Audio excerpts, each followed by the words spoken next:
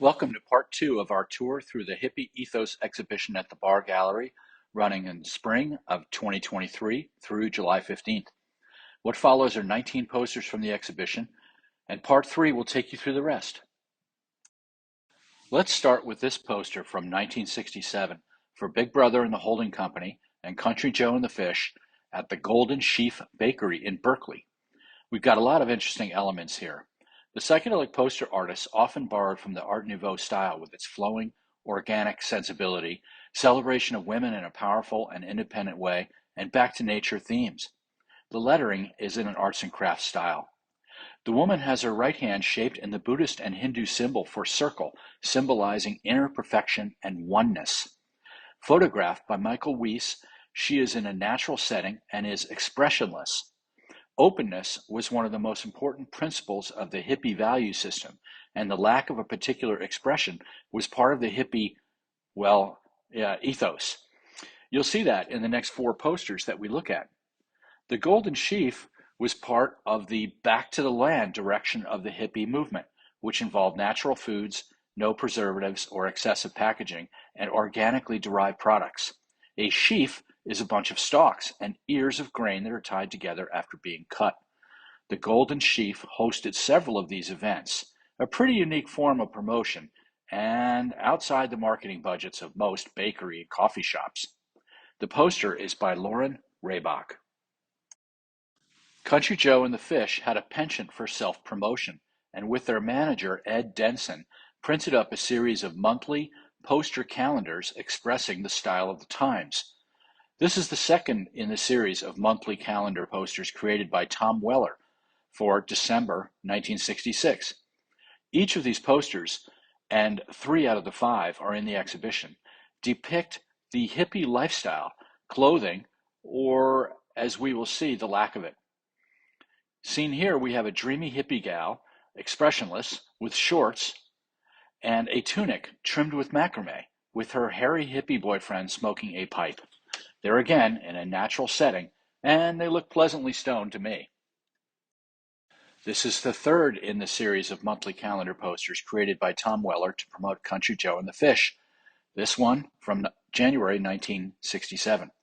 The woman is naked and contemplative with long natural hair, and just in case you are not looking at the right-hand side of the poster, I'll point out that Weller mixes 5 different psychedelic typefaces across just 7 words.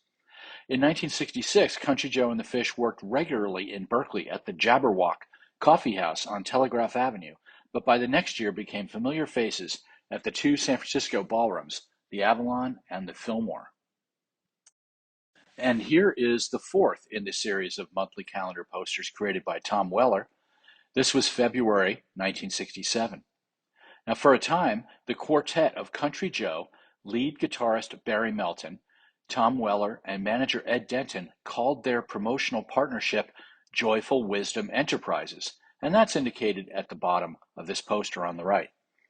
In February 1967, Country Joe and the Fish entered Sierra Sound Laboratories to record their debut album, Electric Music for the Mind and Body, which was a big success upon release, charting at number 39 on the Billboard 200, and remains one of the most enduring psychedelic works of the counterculture era. The model in this poster, expressionless, was photographed by Michael Weiss, who also photographed her with more clothes on for the Golden Sheaf Bakery concert that same month. And here they are together, a similar expression, or lack thereof, and another symbolically devotional pair of hands on the right. Known as steepled hands, they also symbolize oneness with oneself. The 2 hands touch, but they are both from you. Alyssa McFarland writes further in her blog, "The hands aren't really separate, and likewise, when you interact with another person, you aren't really separate either.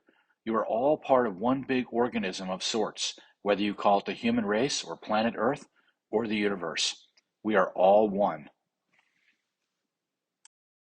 This rare November 1967 poster from Vancouver advertised 2 local bands at the Afterthought, which was the West Coast city's answer to the Fillmore and Avalon back in San Francisco. The poster is by the most prolific and talented artist in the Northwest, Bob Massey, who created psychedelic posters for the Afterthought and other venues in Seattle and Portland. The expressionless woman in the poster is actually Geraldine Chaplin, the oldest daughter of film great Charlie Chaplin. Born in 1944, she had a breakout film debut as Tanya, the doctor's wife in the 1965 epic film Dr. Zhivago. Less than a year after recruiting a young singer named Janis Joplin to join them, Big Brother and the holding company headlined this small concert at the outdoor Mount Tamalpais Amphitheater to benefit the Marin Youth for Action anti-war group.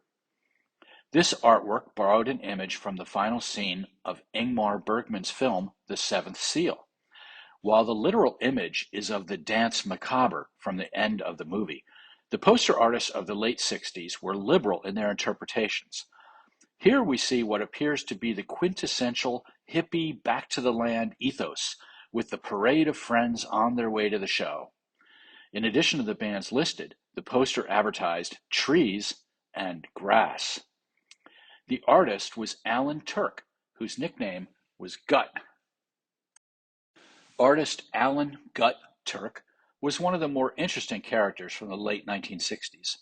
He was a member of the Hells Angels and had helped paint further the iconic bus used by Ken Kesey and the Merry Pranksters. Alan could put away prodigious amounts of food, and yet he was still quite skinny, and so his nickname was Gut. Turk was sort of a Renaissance man, certainly by Hells Angels standards, and he wound up creating more than a dozen psychedelic posters from the era, and also managed one of the local bands, Blue Cheer. We have 3 posters by Gut in this exhibition. This one, the Conference on the Draft, promised to better explain your responsibilities and legal alternatives. While not much is known about this event, it was one of many like it. It was held at the Glide Memorial Church on May 27, 1967. And while we are speaking of the artist, Gut, let's talk a little bit about the Hells Angels. They were an important part of the early hippie scene in San Francisco. Despite the dichotomy of the sometimes violent Hells Angels and the flower power chanting non-violent hippies, there was sort of an uneasy truce or understanding between the groups. Members of the counterculture elite who valued authenticity saw kindred spirits in their outlaw attitude and their disregard for authority and society's imposed rules and conventions. At the Human Being, in January 1967, the San Francisco Hells Angels served as sort of an unpaid security team, and in the early hippie period, everyone liked to party and get along. While that truce was later shattered at Altamont in 1969, it's important to note that the San Francisco chapter was not involved in that event. Here's a prime example. On December 17, 1966, the San Francisco Mime Troupe and the Diggers decided to have an impromptu bit of street theater to mark the rebirth of the hate and the death of money. The mime troupe decked themselves out in their theater costumes, shown here, and carrying a wooden coffin containing some paper money, headed out on Haight Street from the Straight Theater. As they picked up people along the way, the Diggers passed out penny whistles and small placards that read, "Now!" to the gathering paraders. Well, the San Francisco police didn't like what had now grown into a roving party, and so they dispatched patrol cars, a paddy wagon, and several motor cops on trikes to disperse the crowd while they could still do it easily. The trikes pushed the crowd back onto the sidewalks, effectively ending the parade. As the crowd on Haight Street was starting to settle down, Hells Angels' Harry Henry Cott happened to roar down the street with his exhaust blasting off the buildings, backfiring, and with Phyllis Wilner riding on the back of his bike, shouting, "Free!" at the top of her lungs. The cops, thinking somebody should pay for the good time after they had settled things down, pulled Harry Henry over and charged him with allowing a person to stand up while operating a motor vehicle. Well, then the cops found out that Henry was in violation of his parole, and they immediately arrested him. Angel Chocolate George, seeing this, immediately dove into the middle of the whole fracas to free his brother, and was arrested as well. As the 2 angels were being hauled off to the police station on the edge of Golden Gate Park, the mime troupe and the Diggers passed the word to the crowd to head west and rally at the police station and attempt to free George and Henry, which everybody did. When the crowd of several hundred reached the park police station, the desk sergeant sent word out to the crowd that the bail for the two had been set at $2,500, and if they could raise 10%, the Angels would be out. Immediately, the hats were passed, and everybody, including the cops at the door of the station, threw in what they could spare, and the bail was posted. The president of the San Francisco chapter of the Hells Angels, Pete Nell, overwhelmed by the support and generosities of the hippies towards Chocolate George and Harry Henry, told them that he would never forget what happened. And to show their thanks, the Angels threw a party on New Year's Day, 1967, called the New Year's Day Whale in the Panhandle, providing a flatbed truck, the sound system, all the beer, and the Grateful Dead for everybody's enjoyment. But I digress. Back to the exhibition then. We have this February 1967 poster featuring Harry Henry and Phyllis Dillner from that incident we just described. It's party time again, and with the Hells Angels. Whoa! The Hells Angels had a number of big parties that featured the San Francisco bands, most notably the Grateful Dead, Big Brother and the Holding Company, and Blue Cheer.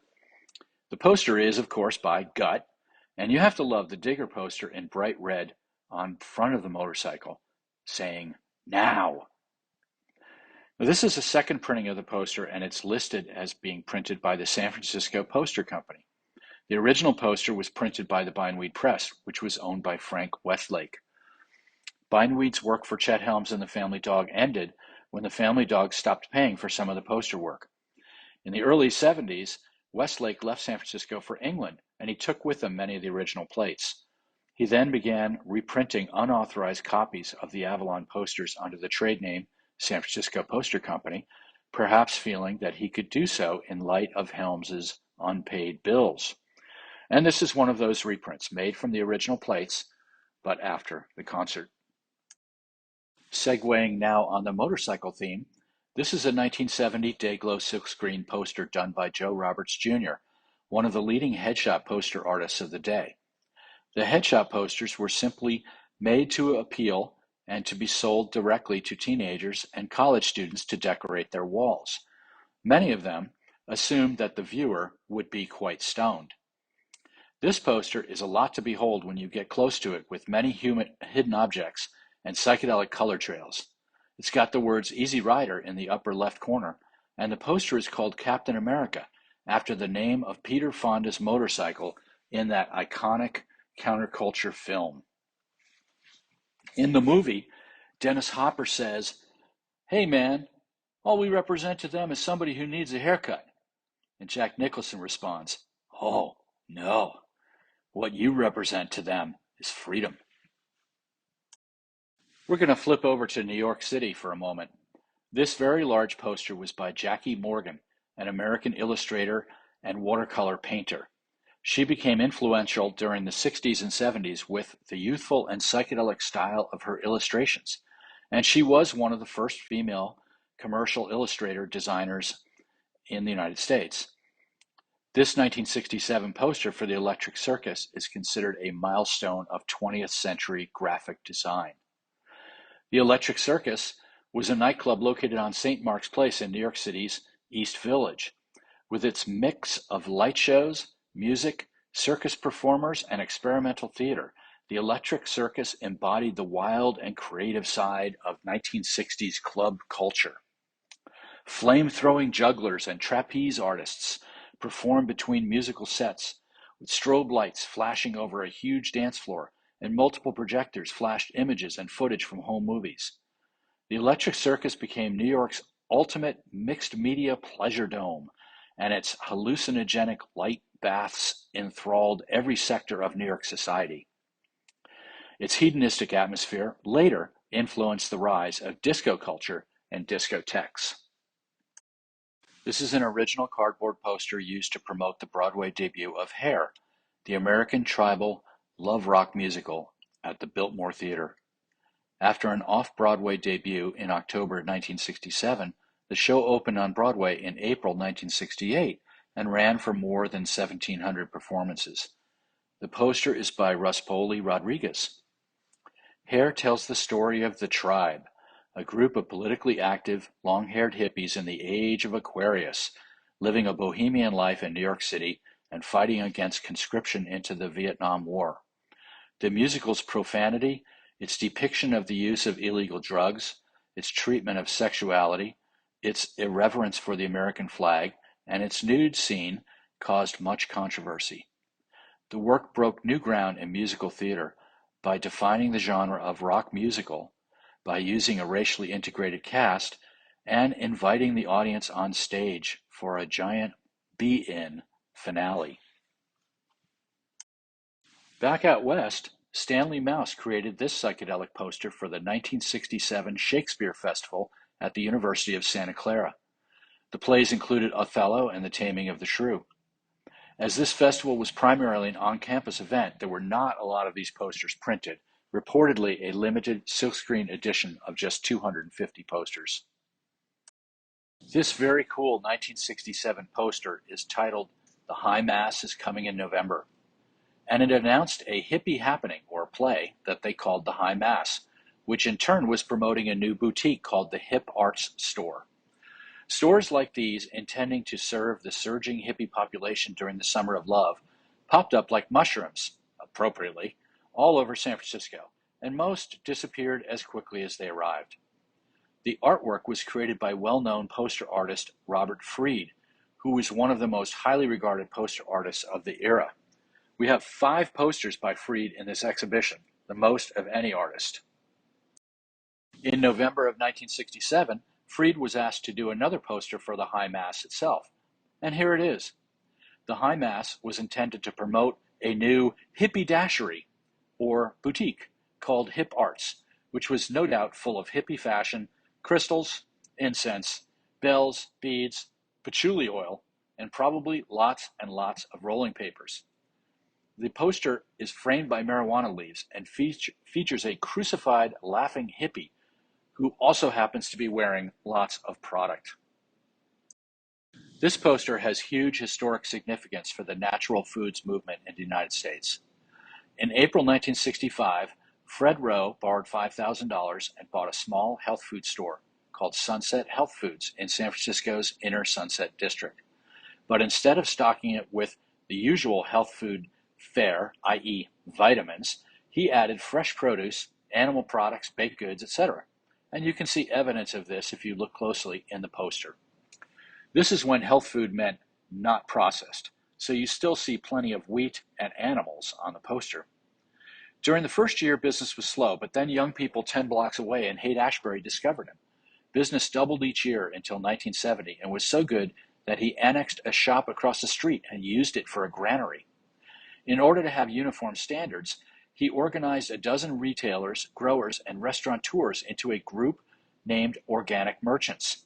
The group had more than 50 members by late 1970. Around that time, he changed the name to New Age Natural Foods. It was the prototype for health food stores across the USA. That same year, he opened a natural foods supermarket under that name in Palo Alto. The store is widely considered the model for Whole Foods Market, which started about a decade later. This rare poster is by Robert Fried, and at the top of the poster is a frog smoking a hookah, an image that would dominate a large headshot poster done by Fried called Holy Smoke, which he also did in 1967. You'll be able to take a look at that poster in part 3. This is where I get to use the really cool word triptych. These 3 posters were intended to be displayed together, and they advertised a series of summer 1967 shows featuring the Charlatans. The Charlatans were a major influence in the early San Francisco scene, but never made it big. Originally a jug band, their claim to fame was wearing funky Edwardian clothes seemingly from the Old West, a style which quickly spread out and became part of the early hippie look. Their only album was released in 1969 after well-known drummer Dan Hicks had left the band. The photos were by noted Haight-Ashbury photographer Herb Green, and the first 2 posters on the left were done by San Francisco Big Five poster artist Rick Griffin, and the third, on the right, was done by Robert Fried. This very cool poster is by Bonnie McLean, who replaced Wes Wilson as Bill Graham's go-to poster artist in the second half of 1967. In this poster, a curly-haired man is wearing a very psychedelic Nehru jacket, which has a sash advertising the venue, or the Fillmore. The Nehru jacket is a hip-length tailored jacket with a high, closed mandarin collar that was popular in the late 1940s and afterward among the rich and powerful in India. They became popular in the late 60s as the hippies explored many other cultures, religions, and fashions, and they were popularized in particular by the Beatles. This poster advertised the first San Francisco appearance by Pink Floyd, from England, as the poster says, on their first tour of the United States. Unfortunately, visa problems caused a delay past these show dates, and they played first in the United States about a week later. Pink Floyd had released Piper at the Gates of Dawn 2 months earlier and were at the height of their Syd Barrett period, although Barrett was also well into the bizarre behavior that led to his replacement by David Gilmour by the end of 1967 for live performances.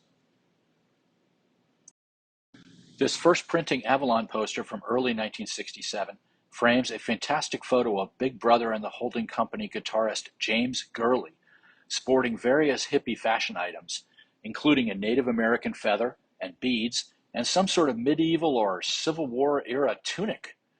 His hair is long and mussed, and he is staring at you, expressionless, basically saying, "Here I am." The poster was done by Stanley Mouse and Alton Kelly. Photographer Bob Seidemann was one of the leading chroniclers of the late 1960s, and his work appeared on 60 album covers, notably and notoriously including the first Blind Faith album, and also on posters advertising concerts and general headshot poster portraits. Seidemann's 1967 portrait of a semi-nude Janis Joplin earned him wide acclaim, and he regularly hung out with poster artists Mouse, Kelly, and Rick Griffin. This huge blacklight poster was produced by Poster Prints in Conshohocken, Pennsylvania. At the time, posters were the rage among young people, and many printers sprang into action to fill the demand.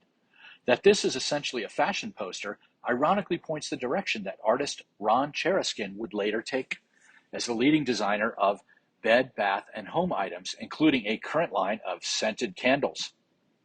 Many posters from the late 1960s were large and unwieldy and printed on thin paper, and so the big unanswered question is how many have survived in decent shape. This one has been backed with linen to preserve it, and it looks out at you from behind nearly invisible museum glass.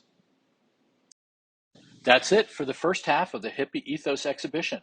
Check out Part 3 to see the rest.